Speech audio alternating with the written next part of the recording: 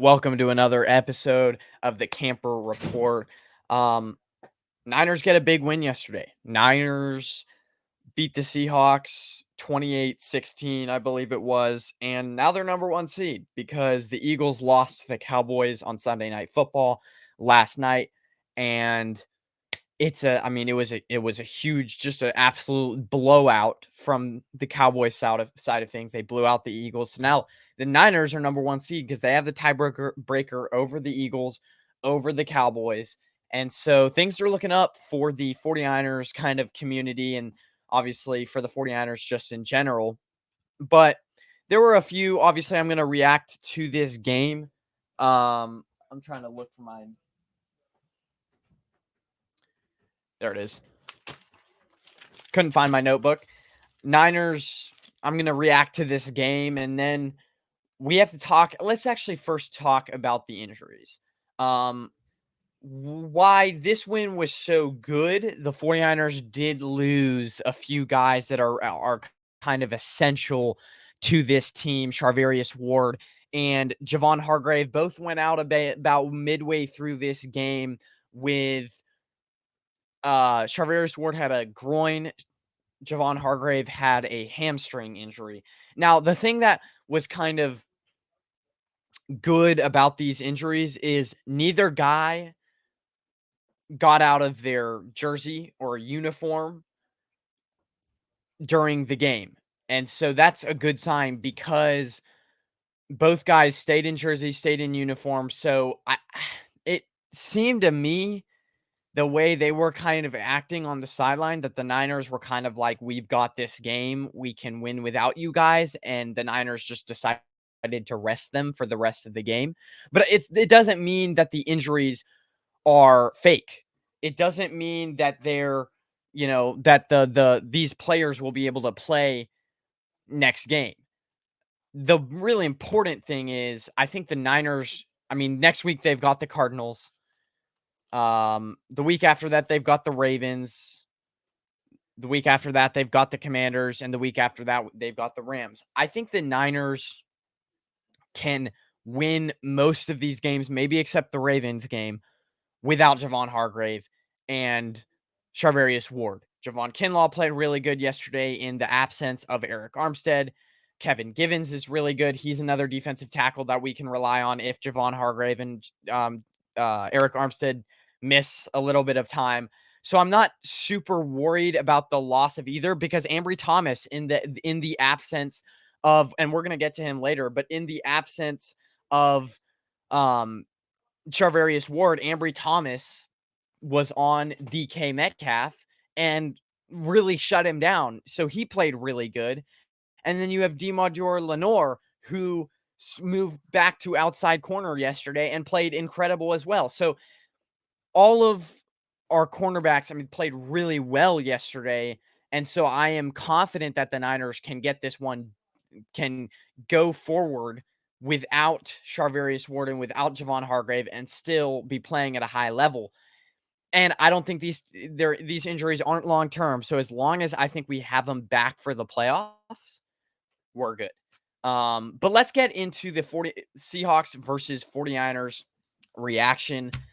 This game had a lot in it, so I'm gonna try to go as fast as I can, breaking this down. McCaffrey started with a 72-yard running play to the left. And this kind of spelled out how the 49ers were all game long. They were running it to the left to Trent Williams' side all day long. And it kind of just shows how elite Trent Williams is just as a run blocker. I mean, the Niners were running it just continuously to his side, and all of the big explosive plays running the ball came with running it to Trent Williams' side of the football field. And it just shows to me how elite and how, I mean, he was playing incredible yesterday. So I want to give out the first kind of game ball to Trent Williams because without him, I mean, we are getting reminded daily that he is, like, I would say one of the best, if not the best player, and what makes this whole offense run smoothly. Because without him, the Niners failed to run the ball really well, and we saw that yesterday how important he is and how incredible when the Niners have him, they run the ball really well to that side. So that was really impressive as well. So, but then we have to talk about Deebo Samuel. This man, you know, he had a big play midway through the second. Um, that was obviously I think it was like I'm not sure exactly how many yards, but it was the deep pass, Purdy to Deebo, deep pass down the middle of the field, 50 yards, something like that, 50-yard play down the middle of the field, dropped it right in Deebo Samuel's hands. It was a perfectly thrown ball by Purdy. It goes on to score a touchdown.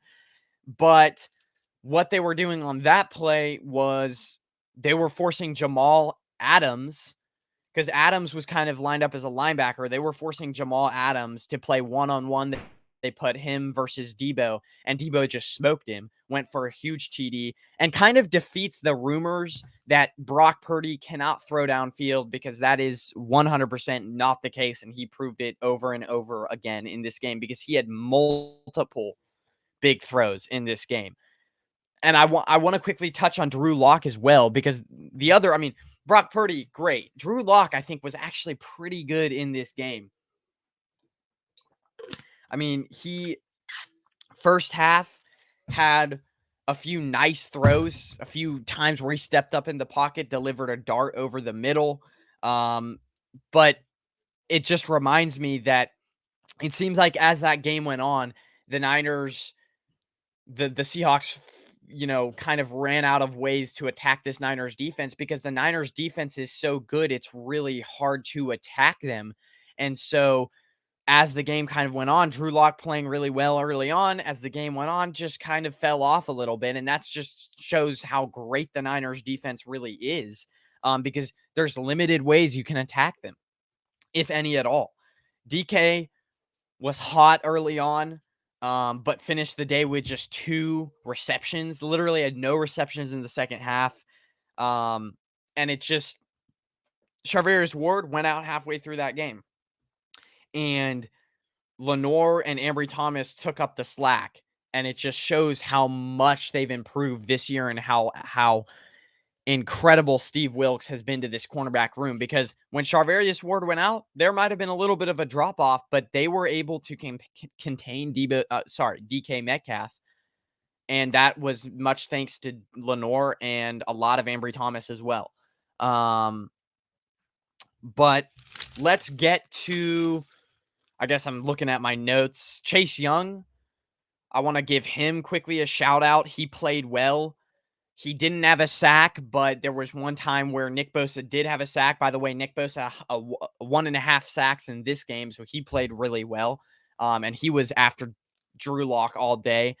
But Chase Young didn't have a sack, but I said before the game that he needs to kind of play good. Like, he hasn't been playing that great the last few games. He needs to have that kind of redemption game that we've all been waiting for. And I feel like this was some sort of a redemption game. I mean, he didn't have a sack, but he did have a few really nice pressures. He set up Nick Bosa one time for a sack. So I think Chase Young played good as well. Brock Purdy, I want to quickly get back to him to give you the exact stat line: 368 yards, 19 for 27.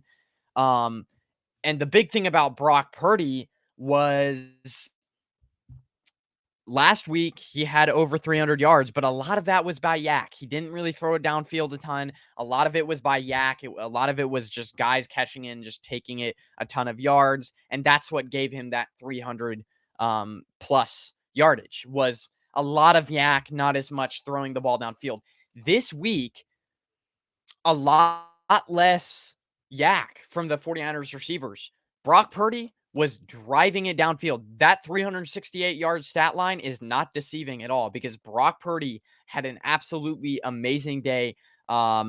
He completed, I believe I could go back to my notes real quick. He completed at the end of a third of the third quarter.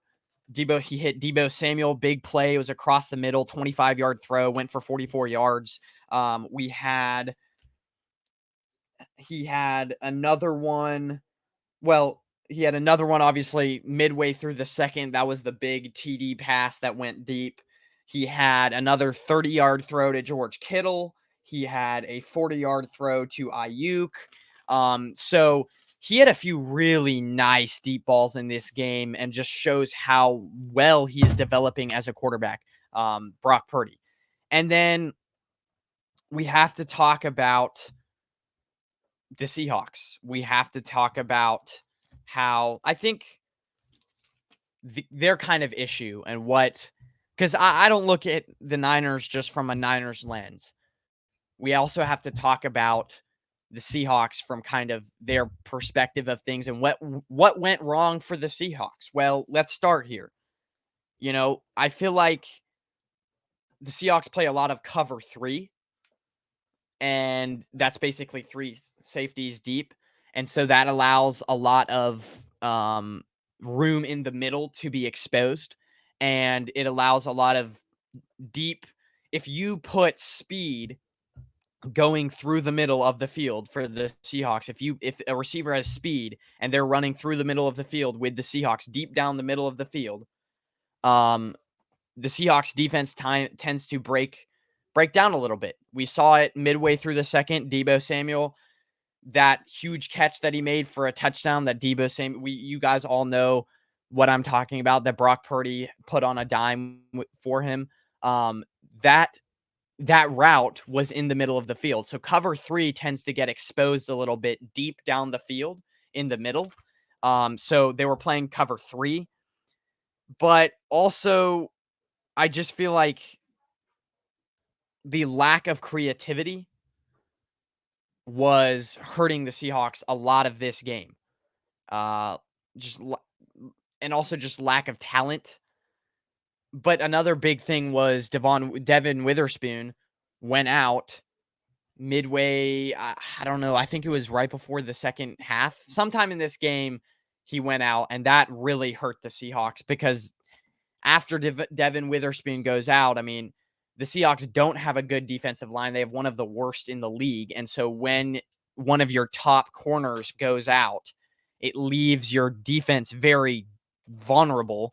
And the defense after Witherspoon went out, you could see they took a considerable step down because they allowed the Niners after that point. I mean, the Niners were way, way, way, way, way, way better after Witherspoon went out. There was a big difference. And it also shows to me, I mean, Jamal Adams, who was one-on-one versus Deebo midway through the second when he caught that huge catch for a touchdown.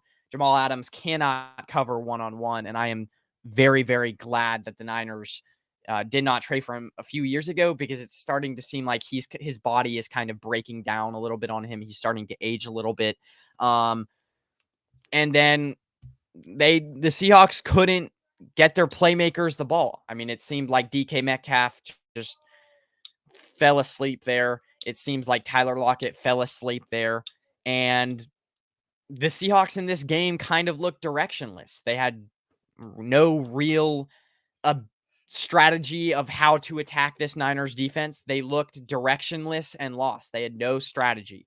And I think Drew Lock is in a way to blame for this game. Again, he had 2 interceptions, but he also was 21 for 31, I believe, in this game and 2 TDs.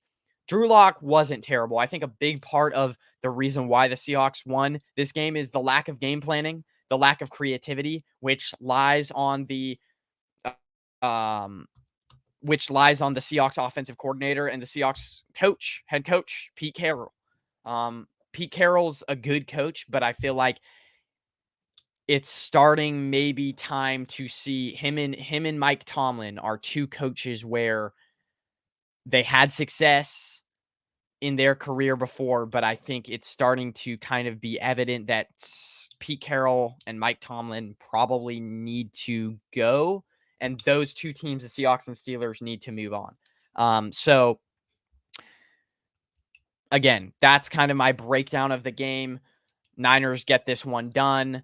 Lack of creativity was a big thing for the Seahawks in this game, and I think that definitely falls a lot on Pete Carroll and what he's done. But overall, a good game for the Niners, a good win. We are now first seed, so we'll see you guys. I'll see you guys probably later on this week with a live show. breaking down the rest of the games that went on because there was a lot of craziness in this last week of the NFL. And we'll see you guys again later. Have a good evening, everyone.